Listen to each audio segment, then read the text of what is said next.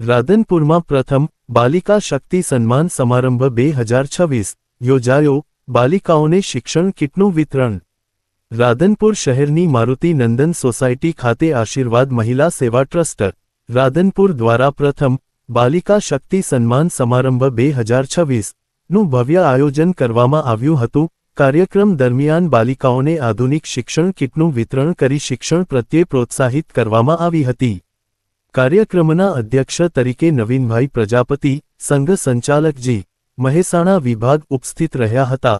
જ્યારે જાણીતા બિલ્ડર અને સામાજિક આગેવાન વિનોદભાઈ ગોકલાણીએ ભોજનદાતા તરીકે સેવા આપી હતી.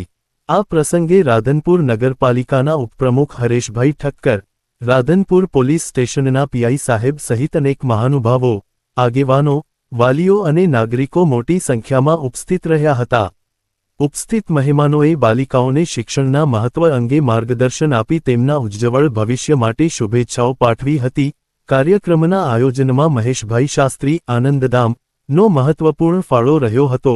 આનંદધામ આશ્રમ, શેરગઢ તથા આશીર્વાદ મહિલા સેવા ટ્રસ્ટના સંયુક્ત ઉપક્રમે સમગ્ર કાર્યક્રમનું સુંદર અને સફળ આયોજન કરવામાં આવ્યું હતું. સમારંભ દરમિયાન બાલિકાઓને શિક્ષણ કિટનું વિતરણ કરવામાં આવ્યું હતું તેમજ બાળકો માટે ભોજનની પણ વ્યવસ્થા કરવામાં આવી હતી.